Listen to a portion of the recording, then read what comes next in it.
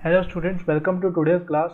हम अपनी आज की क्लास से कंटिन्यू करते हैं। तो लास्ट क्लास के अंदर जो हमने डिस्कस किया था, हमने डिस्कस किए थे एडवांटेजेस और लिमिटेशंस ऑफ अकाउंटिंग इन्फॉर्मेशन के। हमने जो डिस्कस किया था, आज की क्लास के अंदर हम डिस्कस करने वाले हैं qualitative characteristics of accounting information, यानी कि अकाउंटिंग इन्फॉर्मेशन के अंदर क्या क्या क्वालिटीज़ होनी चाहिए जिससे कि वो हर किसी की जो नीड है उसे फुलफ़िल कर सके, अपना ऑब्जेक्टिव जो है वो फुलफ़िल कर सके। ठीक है, उसके बाद हमारा जो अगला टॉपिक आएगा रोल ऑफ अकाउंटिंग इन्फॉर्मेशन। ठीक है, वो हमारा लास्ट टॉपिक होगा। उसके बाद जो हमारा जो चैप्टर 1 है वो ख़त्म हो जाएगा। तो मैं चाहूँगा कि आप इस क्लास को ज़रा ध्यान से देखिएगा, क्योंकि एग्ज़ाम पॉइंट ऑफ व्यू से जो ये qualitative characteristics of accounting information है, इसकी मैं बात करूँ तो एग्ज़ाम पॉइंट ऑफ व्यू से काफ़ी ज़्यादा इंपॉर्टेंट टॉपिक है। आपसे एक सिंगल कैरेक्टरिस्टिक्स की एक्सप्लेनेशन का भी क्वेश्चन आ सकता है, या फिर आपको चारों कैरेक्टरिस्टिक्स एक्सप्लेन करने का भी आ सकता है, या फिर केस स्टडी की फॉर्म के अंदर आपको क्वेश्चन देके पूछ सकते हैं कि इसमें कौन कौन से अकाउंटिंग इन्फॉर्मेशन के कैरेक्टरिस्टिक्स हैं या फिर कौन सा कैरेक्टरिस्टिक्स मिसिंग है। ठीक है, तो ध्यान से देखिएगा इसे। तो हम बात करें sir qualitative characteristics of accounting information, यानी कि अकाउंटिंग इन्फॉर्मेशन के अंदर कुछ एक क्वालिटेटिव कैरेक्टरिस्टिक होना चाहिए, यानी कि कुछ क्वालिटी होनी चाहिए जिससे कि वो हर एक यूज़र की जो है नीड को फुलफ़िल कर सके। तो सर ये कैसी कौन कौन सी क्वालिटीज़ होती हैं? सर मेजरली 5 टाइप की जो एटलीस्ट जो क्वालिटी होनी चाहिए वो आपकी अकाउंटिंग इन्फॉर्मेशन के अंदर होनी चाहिए।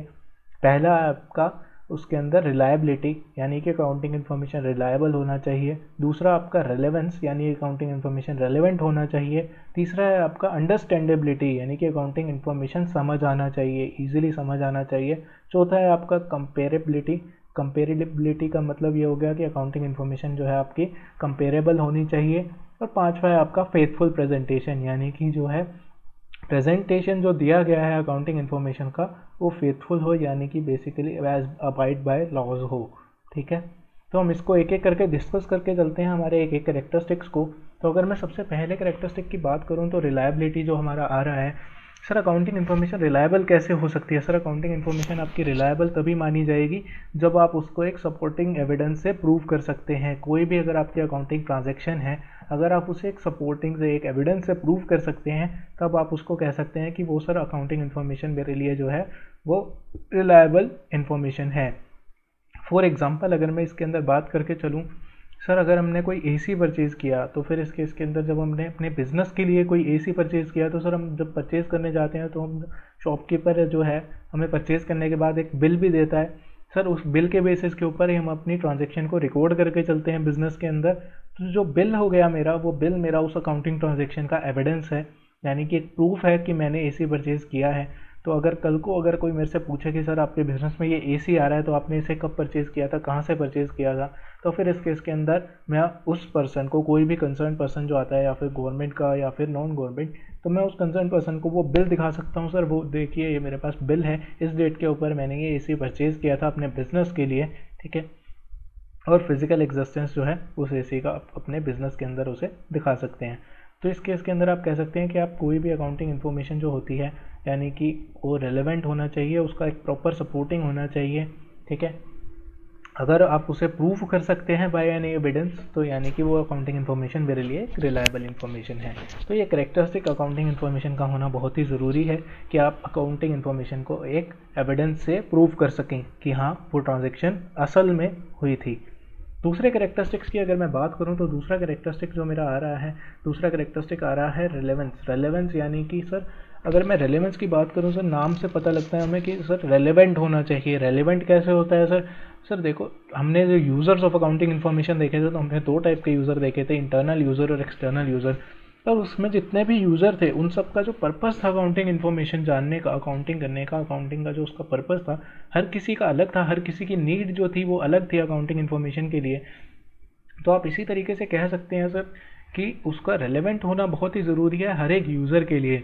फॉर एग्जांपल अगर आप ओनर ऑफ बिजनेस है तो सिर्फ आप इतना जानना चाहते हैं कि मेरा बिजनेस जो है प्रॉफिट कितना कमा रहा है आज की डेट में, ठीक है, मेरी फाइनेंशियल पोजीशन क्या है और फ्यूचर में मेरा बिजनेस जो है कितना ग्रो करेगा, कितना प्रॉफिट और कमा के देगा। ठीक है, अगर आप एक बैंकर हैं तो आप जानना चाहते हैं कि एक बिजनेस जिसने आपको आपने जिस बिजनेस को लोन दिया है, क्या वो आपकी इंस्टॉलमेंट्स टाइम से पे कर पाएगा। तो सर आपको ये इन्फॉर्मेशन कैसे पता लगेगी? सर ये इन्फॉर्मेशन देखने के लिए आपको उसकी कैश की मूवमेंट्स देखनी पड़ेंगी। कैश फ्लो स्टेटमेंट जो बनाया जाता है, जो आपको कैश की मूवमेंट बताता है, सर उस बेसिस के ऊपर वो जान सकता है, आपकी फाइनेंशियल पोजीशन के बेसिस के ऊपर जान सकता है। अगर मैं बात करूँ तो सर ट्रांजैक्शन अकाउंटिंग में तो डे टू डे बेसिस के ऊपर बहुत सारी मिसलेनियस ट्रांजैक्शंस भी रिकॉर्ड की जाती हैं।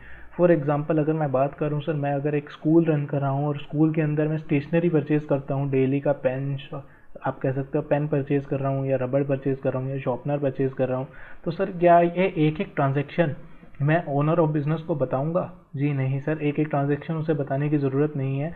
अगर आपके एक बहुत ही बड़ा बिजनेस रन कर रहे हैं तो इन अ बिजनेस हाउस आप कभी भी नहीं चाहेंगे कि आपको डे टू डे हर छोटी छोटी बात का पता लगे।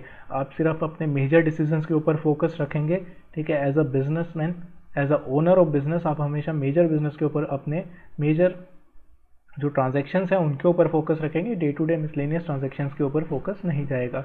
तो इसलिए जो बात की गई है रेलेवेंस की, तो हर किसी का रेलेवेंस अलग होता है अकाउंटिंग इन्फॉर्मेशन का। तो किसको क्या इन्फॉर्मेशन प्रेजेंट करनी है, ये आपको अकाउंटिंग इन्फॉर्मेशन के अंदर हमेशा ध्यान रख के चलना है, ठीक है। तो उसके बाद सर मैं बात करूं अगर मैं तीसरे करेक्टरिस्टिक की, मेरा जो तीसरा करेक्टरिस्टिक है वो है अंडरस्टैंडेबिलिटी, यानी कि अकाउंटिंग इन्फॉर्मेशन जो है वो अंडरस्टैंडेबल होनी चाहिए।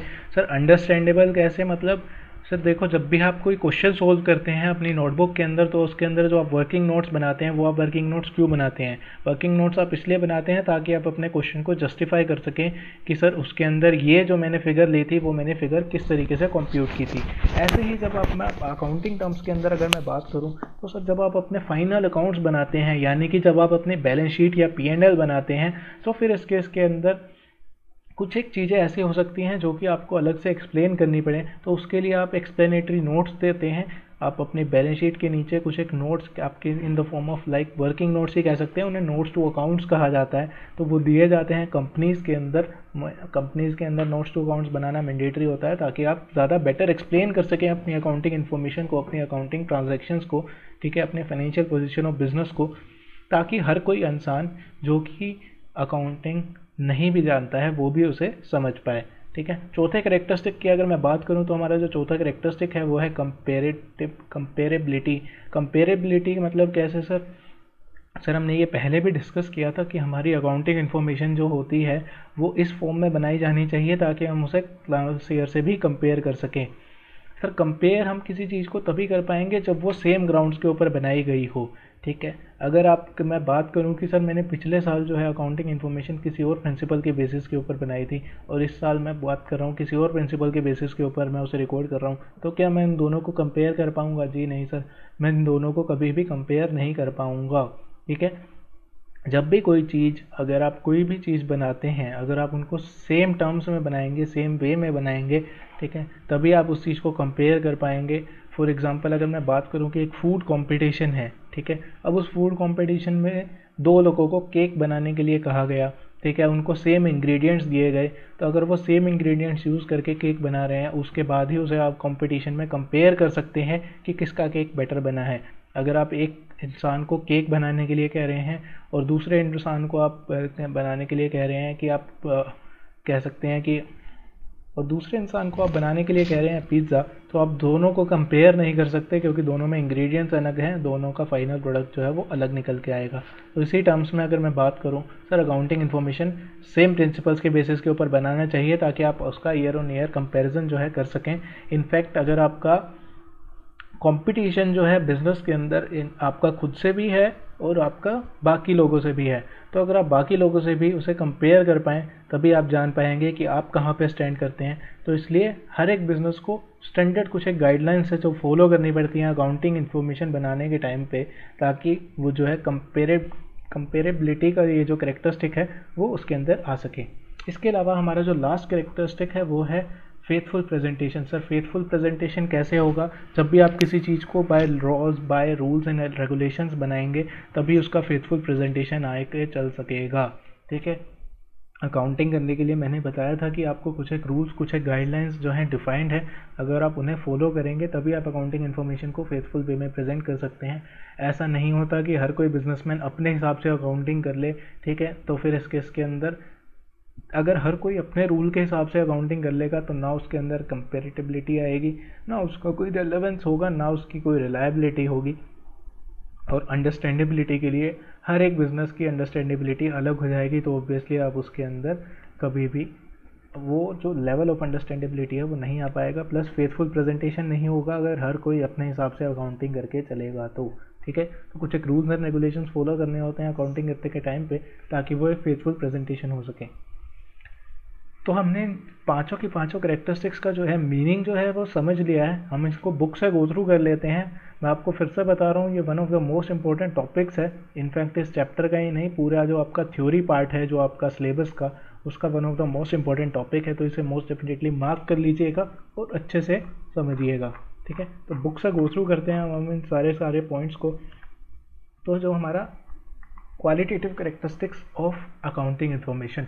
Accounting information should be prepared and presented in such a way that it is able to depict a clear and orderly view of business enterprise, यानी कि एक क्लियर व्यू बता सके, एक सही संक्षिप्त रूप में जो है वो उसका पिक्चर डिपिक्ट कर सके, यानी कि आपको समरी की फॉर्म के अंदर सही इन्फॉर्मेशन प्रोवाइड कर सके। यही आपका अकाउंटिंग इन्फॉर्मेशन का one of the most important function है। ठीक है, उसके अंदर following are the characteristics of accounting information which makes it more useful for its users, यानी कि यूजर्स ऑफ अकाउंटिंग इन्फॉर्मेशन हैं उनके लिए ये अकाउंटिंग इन्फॉर्मेशन और ज़्यादा रिलायबल हो जाती है, रिलेवेंट हो जाती है जब ये आपके करेक्टरिस्टिक्स उसके अंदर इंक्लूडेड हो। सबसे पहला हमारा जो करेक्टरिस्टिक आ रहा है रिलायबिलिटी।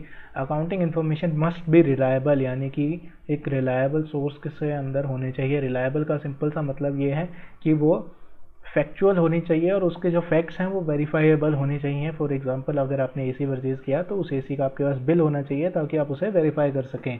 ठीक है, the accounting information is said to have verifiability if such information can be verified from a source of document such as supporting document, यानी कि कैश मेमो या आपका परचेज का जो इनवॉइस है। अगर आपने कोई ट्रांजेक्शन किया है कैश के अंदर तो आपको कैश का एक छोटे सा स्लिप मिलती है जिसके ऊपर लिखा होता है कैश मेमो।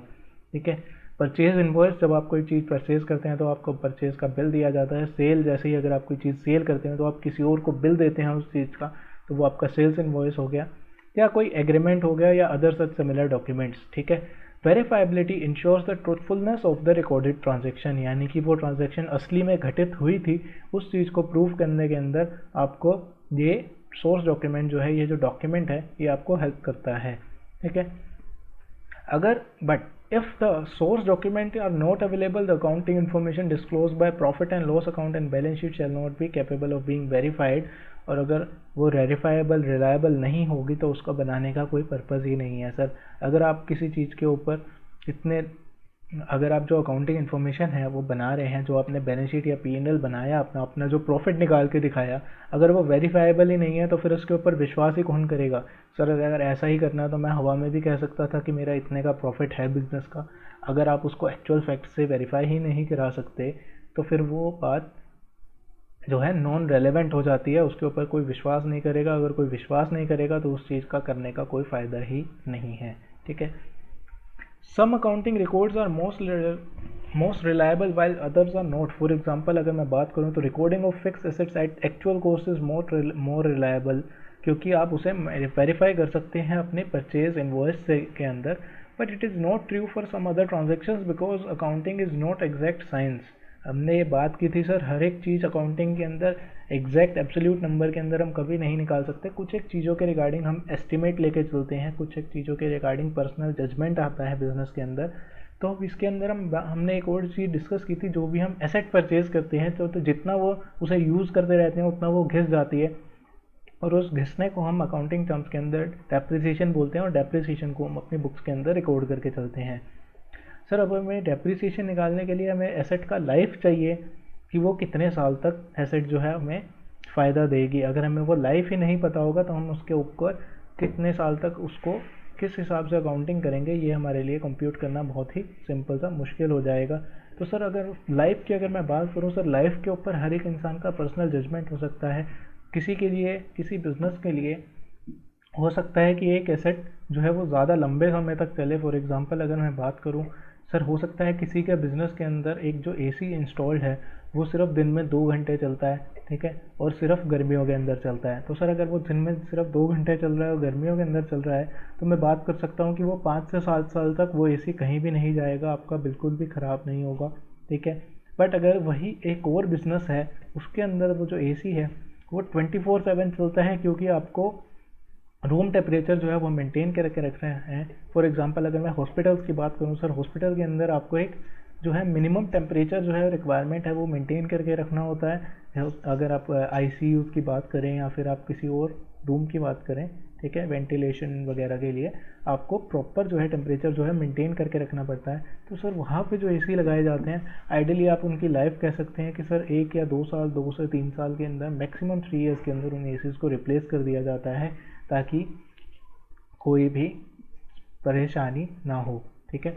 तो अब इस केस के अंदर कह सकते हैं कि हर एक के लिए पर्सनल जजमेंट अलग हो सकता है, पर्सनल बायस। आप बस एक ही चीज़ का आपको ध्यान रखना है, जहाँ पे भी आपका पर्सनल जजमेंट आता है अकाउंटिंग करते टाइम, तो आपको वहाँ पे अनबायस्ड रहना है, यानी कि अपने बिजनेस के प्रति ऐसा नहीं है कि सर उसको आप फेवरेबल कर सकते हैं। जो एक्चुअल फैक्ट्स हैं आप उसी के बेसिस के ऊपर ही उसे रिकॉर्ड करेंगे तो ज़्यादा बेटर रहेगा।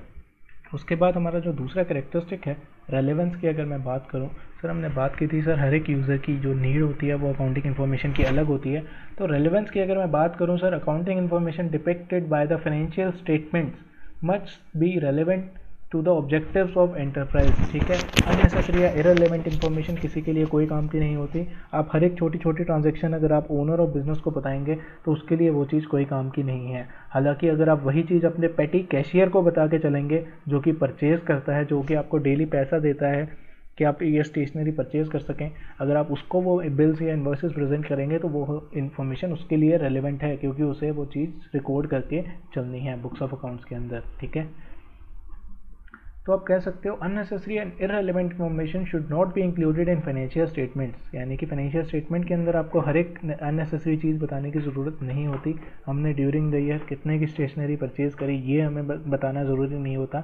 हाँ, स्टेशनरी का during the year total expenditure कितना हुआ ये ज़रूर हमारा फाइनेंशियल स्टेटमेंट के अंदर आता है। डे टू डे बेसिस के ऊपर कितना लाए कितना नहीं लाए उससे हमें फ़र्क नहीं है। To be relevant account information must be capable of making in differences in decision, यानी कि सर आप किस चीज़ को कैसे जज कर सकते हैं कि क्या चीज़ किसके लिए रेलेवेंट है, ठीक है। हर किसी के लिए जो है रेलेवेंस का जो मीनिंग है वो अलग हो सकता है। तो आप इसे किस तरीके से डिटरमिन करके चलेंगे, सर अगर मेरे को कोई भी इंफॉर्मेशन दी जा रही है, अगर उससे मेरा डिसीज़न चेंज हो सकता है तो वो मेरी चीज़ मेरे लिए रेलेवेंट है, ठीक है। अगर उससे मेरा डिसीजन जो है वो इफेक्ट नहीं होगा तो मेरे लिए वो इन्फॉर्मेशन रेलेवेंट नहीं है। फॉर एग्जांपल अगर आप एक लार्ज स्केल बिजनेस हाउस हैं जो कि मैन्युफैक्चर कर रहे हैं इन चीज़ों का, आप कह सकते हैं कि आप पेंसिल्स को जो है मैन्युफैक्चर कर रहे हैं और कल को न्यूज़ आ जाती है कि सर गवर्नमेंट ने जो है पेंसिल्स का जो है कंजम्पशन जो है वो बैन कर दिया है ताकि वो ट्रीज़ को बचा सके। तो फिर इस केस के अंदर क्या ये इन्फॉर्मेशन मेरे लिए रेलेवेंट है? जी सर, एब्सोल्युटली ये मेरे बिज़नेस के लिए एक एब्सोल्यूट रेलिवेंट बिजनेस इन्फॉर्मेशन है, ठीक है। इसका मेरे बिजनेस के ऊपर इम्पैक्ट आएगा। तो जिस चीज़ का भी मेरी डिसीजन मेकिंग के ऊपर इम्पैक्ट आ जाए वो चीज़ मेरे लिए रेलिवेंट है, ठीक है। फॉर एग्जांपल अगर मैं बात करूँ तो information regarding the rate of dividend paid by the company, अगर आप बिजनेस किसी भी कंपनी के अंदर पैसा लगा रहे हैं तो आपके लिए ये इन्फॉर्मेशन रेलिवेंट है कि वो आपको कितना पर शेयर जो है डिविडेंड देती है, यानी कि आपको कितना प्रॉफिट का पार्ट वो देती है हर साल के अंदर, ठीक है। हालांकि सिमिलरली अगर मैं बात करूं तो while reporting the debtors in balance sheet, debtors यानी कि जिनसे पैसा हमें लेना है, ठीक है। अगर हमारे को ये चीज़ रेलिवेंट नहीं है कि हमारे टोटल नंबर ऑफ डेटर्स कितने हैं, हमारे लिए ये चीज़ रेलिवेंट है कि हमें टोटल जो पैसा है डेटर से वो कितना लेना है। As a business man, as a owner आप ये जानना चाहेंगे कि आपको टोटल पैसा कितना लेना है, किस किस से कितना कितना लेना है। ये हो सकता है कि एज अ बिजनेसमैन आपके लेवल पे ये चीज़ ज़रूरी ना हो, हालांकि मैनेजमेंट के लिए ये चीज़ रिलेवेंट रहेगी कि किससे कितना पैसा लेना है, बट एज अ ओनर आप सिर्फ इतना ही जानना चाहेंगे कि मेरा टोटल पैसा जो है कितना आउटस्टैंडिंग पड़ा है जो मेरे को लोगों से लेना है, ठीक है। An accountant is usually faced with the problem of choosing the relevant data from mass of data because the need of different users, हर एक यूज़र की नीड डिफरेंट होती है, हमने डिस्कस किया था इसे। तो अकाउंटेंट को हर किसी यूज़र की नीड को सेटिस्फाई करके चलना है, तो इसलिए हर किसी के लिए अलग इन्फॉर्मेशन जो है अलग तरीके से रेलिवेंट हो सकती है।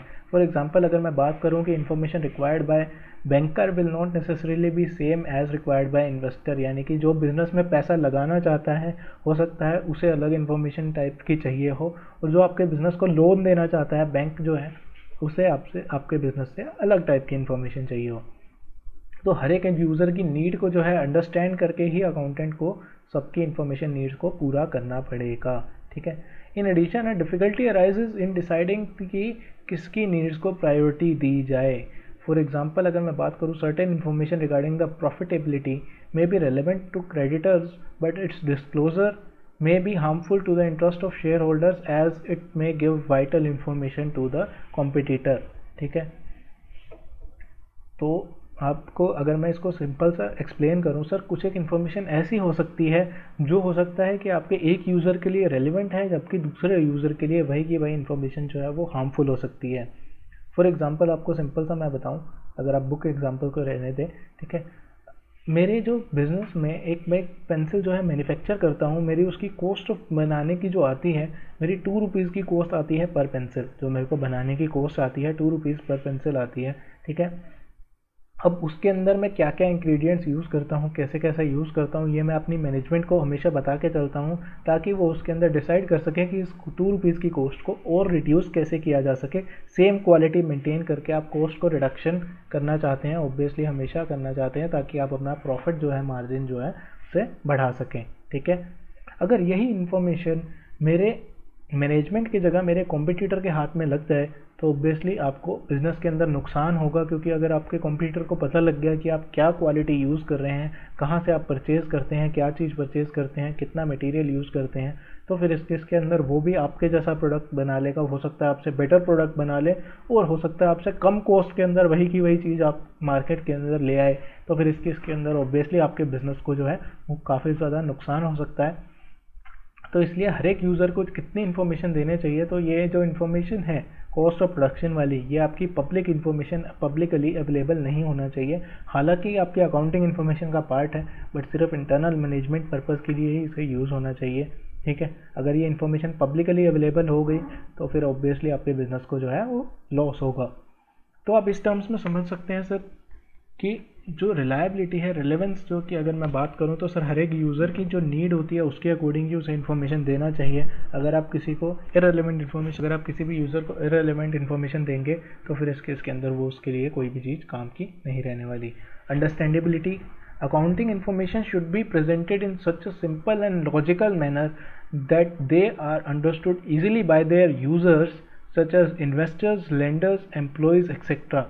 यानी कि जिसे अकाउंटिंग की नॉलेज ना हो वो भी उस चीज़ को अच्छे तरीके से समझ सके, इजी वे में समझ सके, उसको इस तरीके से हमेशा जो है वो प्रेजेंट करके चलना चाहिए, ताकि हर कोई उसे, जो भी उसका इंटरेस्टेड यूज़र है वो उसे समझ पाए, ठीक है। अगर किसी को अकाउंटिंग की नॉलेज नहीं है तो भी वो उसे इजी तरीके से समझ पाएगा अगर आप उसके साथ में उसके एक्सप्लेनेटरी नोट्स देंगे। यानी कि अगर आप किसी भी चीज़ को, किसी भी बुक, फॉर एग्जांपल अगर मैं बात करूं कि अगर जो हम क्वेश्चन जो हमने बात की थी कि अगर हम क्वेश्चन को सोल्व कर रहे हैं, हम उसके साथ में अगर वर्किंग नोट्स देते हैं तो हम ज़्यादा बेटर तरीके से उसे एक्सप्लेन कर पाते हैं, रादर कि हम सिर्फ अपना सोल्यूशन अगर दे देंगे तो उस चीज़ के अंदर उसकी जो रिलायबिलिटी है वो थोड़ी कम हो जाती है कि आपने सोल्यूशन किस तरीके से निकाला। हो सकता है कि आपने चीटिंग करके निकाल दिया हो।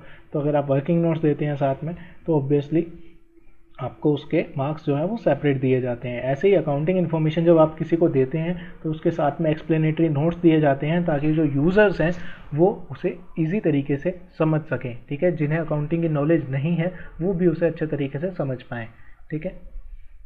This can be done by giving relevant explanatory notes to explain the information given in financial statements। यानी कि जब आप अपना बैलेंस शीट या प्रॉफिट एंड लॉस अकाउंट बनाते हैं तो उसके साथ में आप एक्सप्लेनेटरी नोट्स दे सकते हैं, ताकि यूज़र जो है उसे बेटर तरीके से समझ पाए। General topics which should be included in explanatory notes, यानी कि कुछ एक जनरल टॉपिक्स हैं, हम इसके बारे में ज़्यादा डिटेल में बात नहीं करेंगे अभी, क्योंकि अभी के लेवल के ऊपर आपका ये ज़्यादा रेलिवेंट नहीं है।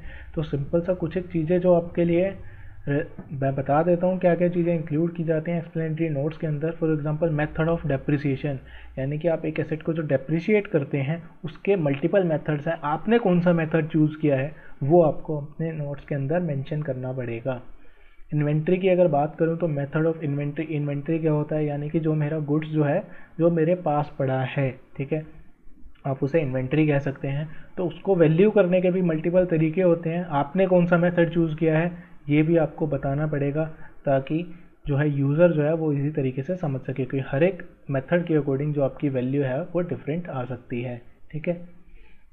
इसी तरीके से कुछ एक एक्स्ट्रा ऑर्डनरी आइटम हुआ, यानी कि स्पेशल आप कह सकते हो कि मेरा सर हर साल बिजनेस के अंदर काफ़ी अच्छा प्रॉफिट चल रहा था, बट इस साल क्या हुआ था, ड्यूरिंग द ईयर 2 महीने के लिए बीच में ड्यू टू कोरोना वायरस मेरा बिजनेस बिल्कुल ही बंद था। तो फिर इस वजह से मुझे हैवी लॉसेज हुए। मेरा जो प्रॉफिट है पिछले साल से काफ़ी ज़्यादा कम आया इस साल के अंदर। बट क्योंकि ये वन टाइम सिनारियो होगा, तो फिर इसके अंदर सब्सिक्वेंट ईयर्स के अंदर ऑब्वियसली आपका जो प्रॉफिट है, आपका जो ग्रोथ रेट है वो उसी तरीके से नॉर्मलाइज हो जाएगा। बट इस साल हो सकता है कि आपका ग्रोथ रेट पिछले ईयर से काफ़ी ज़्यादा कम आए, तो आप इस चीज़ को कंपेयर नहीं कर सकते। और कंपेरेबिलिटी अगर आप एज अ लेमन, यानी कि अगर आप एज अ लेमन किसी की बुक्स देख रहे हैं, आपको एकदम से इतना कम प्रॉफिट दिखेगा, तो आप उसके अंदर ज़रूर जानना चाहेंगे कि सर इस साल में इतना ऐसा क्या हुआ था कि उसे इतना प्रॉफिट जो है वो कम हुआ। तो आपको वो एक्सप्लेनेटरी नोट्स के अंदर अगर वो मेंशन होगा तो आप उसे बेटर तरीके से समझ पाएंगे। ठीक है। सो दीज एक्सप्लेनेटरी नोट्स जो हैं वो they make the accounting information more useful and understandable, यानी कि ये आपकी अकाउंटिंग इन्फॉर्मेशन को ज़्यादा बेहतर तरीके से समझने के अंदर जो है वो आपको हेल्प करते हैं। ठीक है। कंपेरेबिलिटी की अगर मैं बात करूं सर, कंपेरेबिलिटी का हमने पहले भी बहुत ज़्यादा रेलेवेंस देखा था। सर अकाउंटिंग इन्फॉर्मेशन मेरी 2 तरीके से कंपेरेबल होनी चाहिए। पहला, जो मैंने इस साल जो मैंने बुक्स बनाई वो मेरे पिछले साल से कंपैरेटिव में होनी चाहिए, ताकि मैं दोनों को कंपेयर करके जान सकूं कि मैंने कितना प्रॉफिट जो है वो कमाया है और क्या क्या रीजंस थे उस प्रॉफिट को कमाने के, यानी और इसके अलावा जो मैंने खर्चा किया है वो मैंने ऐसा क्या डिफरेंट किया कि मेरा इस साल जो है मेरा प्रॉफिट जो है वो ज़्यादा आया, हालांकि पिछले साल कम आया। ठीक है। प्लस सेकेंड वे में कंपेरेबिलिटी आप कैसे करते हैं सर, आप हमेशा अपने बिजनेस को अपने कंपटीटर से कंपेयर करना चाहते हैं। आप हमेशा जानना चाहते हैं कि उन्होंने कैसा परफॉर्म किया और आपने कैसा परफॉर्म किया। तो इस केस के अंदर भी दोनों में कंपेरेबिलिटी तभी आती है जब आप एक standard guidelines, standard rules and regulations को फॉलो करके चलते हैं। ठीक है। तो बुक से हम बात करें तो comparability is a very useful quality of accounting information. The financial statement should contain figures of previous year along with current year, ताकि आप जान सकें कि आपने करंट ईयर में कैसा परफॉर्म किया इन रिलेवेंस टू पास्ट परफॉर्मेंस। ठीक है। Similarly, in financial information should be prepared in such a way that the profit and financial position of the concern may be comparable with the other concerns of similar type, यानी कि जो आपके competitor हैं या फिर जो similar nature of business के अंदर हैं आप उनसे भी कंपेयर कर सकें, ताकि आप जान सकें कि आपने उनके मुकाबले में कैसा परफॉर्म किया है। ऑब्वियसली जब आप हर एक बिजनेस के अंदर जब एक सेंस ऑफ कंपटीशन होता है, तभी आप किसी और से हर एक आगे बढ़ने की चाह रखते हैं, तभी आप अपने बिजनेस को आप ग्रो कर सकते हैं ज़्यादा बेटर। ठीक है। Comparison reveals the strong and weak points of a business entity, यानी कि कहाँ पे किस चीज़ में उन्हें ज़्यादा फ़ायदा था या फिर किस चीज़ में उन्हें ज़्यादा नुकसान हुआ। Comparability is possible when different firms in the same industry adapt the same accounting principles. Obviously अगर आप सेम रूल्स फॉलो करेंगे तभी आप उसे कंपेयर कर सकते हैं। अगर आप डिफरेंट रूल्स फॉलो करते हैं तो आप उसे कंपेयर नहीं कर सकते। फॉर एग्जाम्पल, अगर मेथड ऑफ चार्जिंग डेप्रिसिएशन एक बिजनेस हाउस ने अलग मेथड यूज़ किया, दूसरे बिजनेस हाउस ने अलग मेथड यूज़ किया, तो दोनों की वजह से जो है बिजनेस के अंदर जो है प्रॉफिट के अंदर स्लाइटली डिफरेंस आएगा, थोड़ा सा रेशो में डिफरेंस आएगा प्रॉफिट के अंदर, जो फिगर्स के अंदर जो डिफरेंस आने वाला है, तो आप इस चीज़ को कंपेयर आपस में नहीं कर पाएंगे। बट अगर वो मेथड सेम था तो फिर इस केस के अंदर आप कंपेयर कर सकते हैं। हालांकि इतना ज़्यादा इन चीज़ों का जो फैक्टर्स की अगर मैं बात करूँ तो मेथड ऑफ डेप्रिसिएशन जो है या फिर वैल्यूएशन ऑफ स्टॉक है, ये एक जनरल जो मेथड ऑफ वैल्यूएशन या आप कह सकते हैं एक जनरल मेथड फॉलो किया जाता है, जो कि रिकमेंडेड मेथड है एज़ पर इनकम टैक्स। ठीक है। और कंपनीज़ के लिए अगर मैं बात करूँ तो एज़ पर कंपनीज लॉ जो डिफाइंड है वो मेथड फॉलो किया जाता है, ताकि दोनों के अंदर कंपेरेबिलिटी बनी रहे। ठीक है। बट अगर किसी बिजनेस के अंदर जो डिफरेंट मेथड फॉलो करना अलाउड है, तो फिर इस केस के अंदर आप उसके अंदर कंपेरेबिलिटी के अंदर एग्जैक्ट वे में आप उसे कंपेयर नहीं कर सकते, बट एक आपको टेंटेटिव फिर भी सिमिलर, क्योंकि वो सिमिलर बिजनेस हो गया तो आप सिमिलैरिटी के रूप में आप उसे कंपेयर कर सकते हैं, तो आपको एक फेयर आइडिया फिर भी लग जाता है। ठीक है। अगर मैं बात करूं तो हाउएवर द कंसिस्टेंसी प्रिंसिपल, जब आप प्रिंसिपल्स पढ़ेंगे अकाउंटिंग इन्फॉर्मेशन के तो उसके अंदर एक प्रिंसिपल आएगा कंसिस्टेंसी। कंसिस्टेंसी प्रिंसिपल क्या कहता है सर? सर कंसिस्टेंसी प्रिंसिपल ये कहता है कि आप कंसिस्टेंट रहें अपनी पॉलिसीज़ के रिगार्डिंग।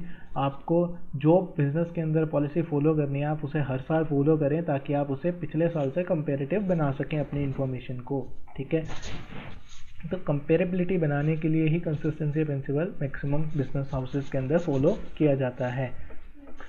ठीक है, when change in method is desirable for the purpose of better preparing and reporting the accounting information, it should be changed। यानी कि अगर मेरा दूसरा मेथड यूज़ करने से ज़्यादा बेटर प्रेजेंटेशन आएगा, ज़्यादा फेयर वैल्यू जो है वो मेरे बिजनेस के अंदर निकल के आएगी, तो फिर इस केस के अंदर मुझे हो सकता है कि वो मेथड चेंज भी करना पड़े। बट अगर आप ऐसा कोई भी मेथड चेंज करते हैं तो उसके लिए आपको स्पेशल क्या करना चाहिए, एक्सप्लेनेटरी नोट्स भी दे देने चाहिए कि सर पिछले साल मैंने ये मेथड फॉलो किया था, इस वजह से मेरा ये प्रॉफिट आया था, इस साल मैंने ये मेथड फॉलो किया है, इस वजह से मेरा प्रॉफिट के अंदर जो है ये चेंज आया है, ताकि एक नॉर्मल यूज़र जो है वो भी उसके बारे में जान सके। ठीक है, तो आप इसको इस तरीके से समझ सकते हैं। फेथफुल प्रेजेंटेशन, जैसा कि मैंने बात किया था, ठीक है, फेथफुल प्रेजेंटेशन तभी होगा जब आप अबाइड बाय लॉज रहेंगे, रूल्स एंड रेगुलेशंस जो डिफाइंड हैं, जो फाइनेंशियल रिपोर्टिंग जो फ्रेमवर्क है, अगर आप उसी फ्रेमवर्क के अकॉर्डिंग अपने रूल्स एंड रेगुलेशन, अपना जो अकाउंटिंग इन्फॉर्मेशन बना के चलेंगे तो ही वो फेथफुल प्रेजेंटेशन हो पाएगी। ठीक है, financial statements are required to show a true and fair view. हमेशा फेयर व्यू की बात की जाती है। सर फेयर मतलब फेयर और एब्सोल्यूट के अंदर डिफरेंस हमें पता होना चाहिए। एब्सोल्यूट हम क्यों नहीं कर सकते?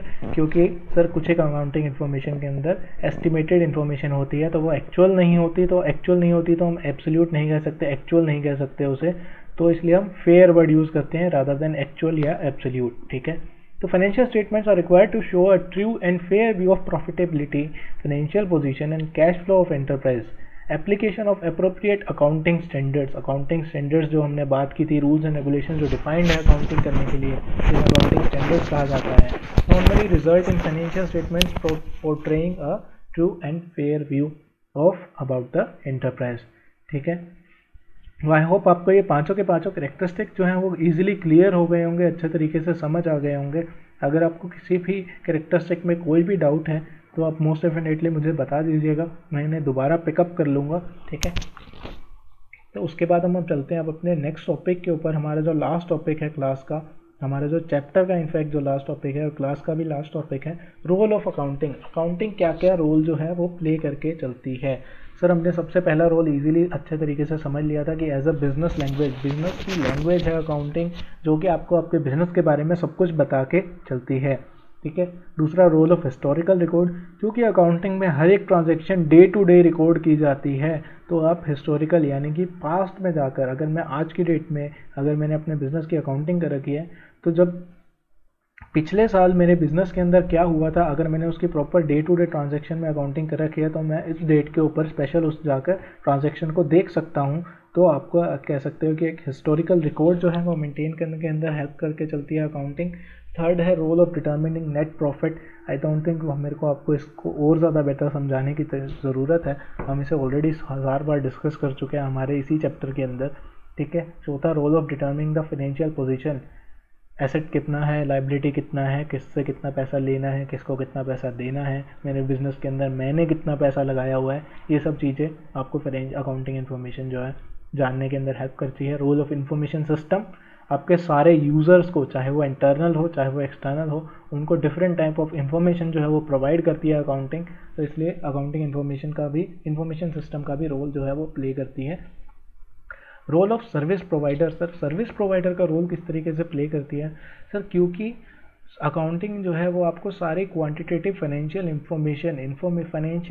इंफॉर्मेशन जो भी आपको बिजनेस के बारे में चाहिए, तो वो अकाउंटिंग इन्फॉर्मेशन आपको प्रोवाइड करके चलती है। तो ये accounting as a service provider, यानी कि एज अ सर्विस जो है आपको ये सारी की सारी इन्फॉर्मेशन, अकाउंटिंग इन्फॉर्मेशन जो है अकाउंटिंग जो है वो प्रोवाइड करके चल रही है, तो इसलिए इसे रोल दिया गया है एज अ सर्विस प्रोवाइडर भी। तो ये हमारे टोटल 6 रोल्स हो गए अकाउंटिंग इन्फॉर्मेशन के। तो आई होप आपको ये रोल्स भी इजीली तरीके से समझ आ गए होंगे। एग्ज़ाम पॉइंट ऑफ व्यू से आपसे ये नॉर्मल क्वेश्चन आ सकता है कि आप roles of accounting information explain करिए, या फिर 1 मार्क क्वेश्चन आ सकता है किसी भी एक रोल को एक्सप्लेन करने का। तो इन्हें गो थ्रू कर लीजिएगा, बहुत ही इजी टॉपिक है, बहुत ही आसान टॉपिक है, ठीक है। और इसके अलावा जो आपके कैरेक्टरिस्टिक्स का जो टॉपिक हमने मेजरली जो डिस्कस किया, ये बहुत ही इंपॉर्टेंट टॉपिक है एग्जाम पॉइंट ऑफ व्यू से। एक सिंगल कैरेक्टरिस्टिक एक्सप्लेन करना भी आ सकता है, ठीक है। तो आज की क्लास के अंदर हम इतना ही डिस्कस करेंगे। इसी के साथ हमारा जो चैप्टर 1 जो है वो ख़त्म हो चुका है आपके सिलेबस का। जो आपके थ्योरी पार्ट के 5 चैप्टर्स हैं उसमें से सब चैप्टर नंबर 1 जो है वो ख़त्म हो चुका है। तो इसे अच्छे तरीके से गो थ्रू कर लेना, समझ लेना। इसके बाद जो हम अपना नेक्स्ट चैप्टर जो है वो डिस्कस करके चलेंगे। अगर आपका कोई भी डाउट है तो आप मुझे डाउट बता दीजिए, ताकि हम उस डाउट्स को डिस्कस कर लें अगले वीडियो के अंदर। उसके बाद हम अपना जो है नेक्स्ट चैप्टर जो है वो शुरू करके चलेंगे, ठीक है, जिसके अंदर हम सारी टर्म्स ऑफ अकाउंटिंग जो यूज़ की जाती हैं, जो हमने बात की अभी, डेटर्स, क्रेडिटर, फाइनेंशियल स्टेटमेंट्स क्या होती है, बैलेंस शीट क्या होता है, P&L क्या होता है, इन सबको अच्छे तरीके से समझ के चलेंगे, डिटेल में समझ के चलेंगे। So thank you so much for attending today's class. Bye bye.